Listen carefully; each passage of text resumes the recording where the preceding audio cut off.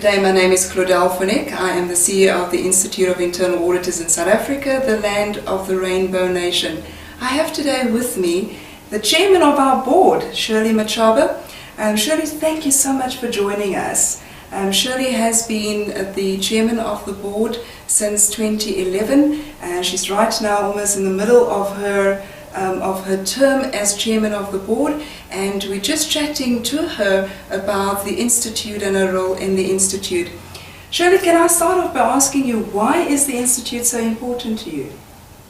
Thank you, Dr. Claudel, again for the question, and thank you for having me here today.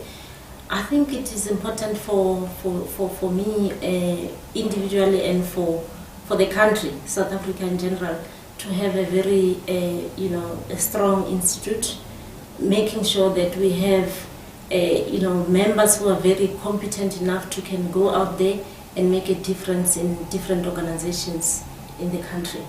We need to make sure that we seen as an indispensable pillar in the economy. Thank you. And I think it is very important. You use the term indispensable pillar. That's a mouthful.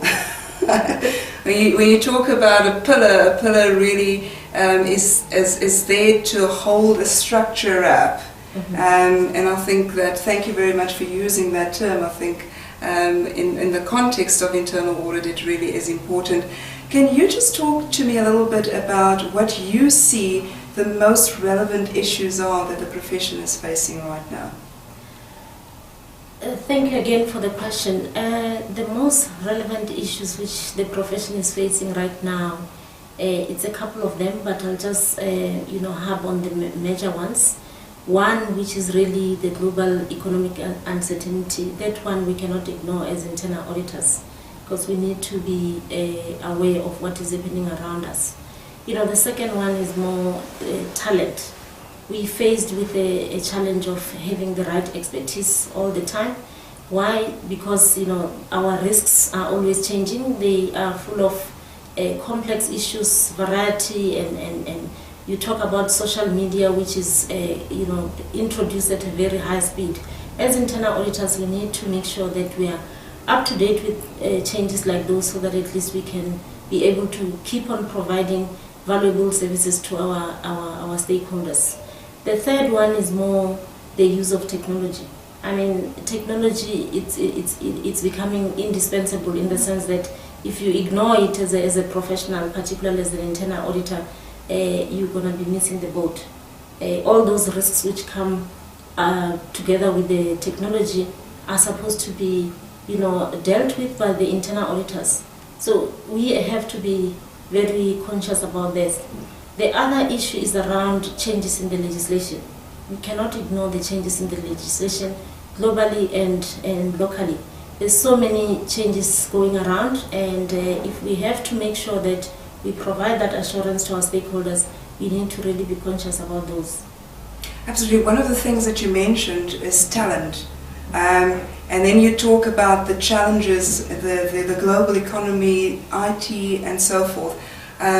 If you bring those two together, the sense that I get is that internal auditors would really need to up their game to stay in tandem with the changes that we see in the environment globally. Exactly, that's the point. I mean, you can imagine the speed technology is being introduced in our daily lives. If you don't keep up with that, you're going to remain behind. In fact, you're going to remain irrelevant. So it's important for us to keep on making sure that we update ourselves. You can update yourself in many ways. Having specific target groups. There's so many things you can do. Updating yourself, empowering yourself by getting into internet different websites, making sure that you know exactly what is supposed to be happening around your market. And of course, in relation to that, the Institute has started to really focusing on how it can ensure that its members stay abreast, and that we're able to support our members in that regard, making sure that from a technical perspective that we're able to bring out the guidance, And then of course in terms of the skills building, very importantly the learnerships, the IIT and the GIA, that's the Internal Audit Technician and the General Internal Auditor. The IIT is a 2-year program, the GIA is a 1-year program, and those being seen as entry requirements into the Certified Internal Auditor, and also that as part of the process of making sure that internal auditors are skilled and skilled at the right level. Exactly. It depends on the type of risks you are faced with in a particular organization, in a particular industry. But as long as you start from the bottom, you already need the boat. You have to always start from the top. When I say starting from the top, it's really about understanding all the risks which are facing the organization. And one of the risks is what you just alluded to, IT-related risks. They are so important. Our young people, yes, they are very much comfortable to use whatever IT-related gadgets. So it's important again for us to educate them on a regular basis. Our programs within the institute, they are meant for that. The conferences, particularly the national conference, which is the flagship for the IIA South Africa, all the time we have a session where we talk about technology. Right. Now, the big question that we always ask leaders of organizations, what is your vision for the future? Our vision as a board, IIA South Africa, is really to make sure that we end up having, it will be our wish to have 100% of our members competent. When I talk competent, I'm sure you'll understand where I'm coming from. We have plus or minus 9,000 members, if I'm not mistaken. Amongst those 9,000 members, we don't necessarily have enough CIAs, enough IITs, GIAs.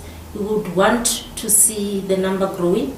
I'm talking about the 3 categories, IIT, GIA, and CIAs. The other wish for us as the board is to make sure that we have a very strong secretariat. At the moment, yes, we have a very strong secretariat under the leadership of Dr. Van Eck. We have gaps in terms of human resources. We are busy trying to make sure that we fully capacitate the secretariat so that at least we can fully serve our members. We would like to have the right infrastructure. We're talking about having the right technology, making sure that our database is really making sense, it's complete and accurate. So those are the things which we are really looking at. And for us to do that, we need numbers within the secretariat. We need a very strong board. The succession planning, it must make sense to make sure that, the leadership remain, serving the members in a very diligent way. Great, thank you very much. And of course, let's not forget the skills issue that you talked about and everything that the Secretariat has to do. We do have a lot of work, but I am really fortunate to serve under a fantastic board and the great chairmanship of Shirley Machaba. We wish you all of the best in the rest of your tenure as chairman of the board. And thank you very much for joining us. Thank you so much for having me, and we're looking forward to making sure that we take this institute to the next level.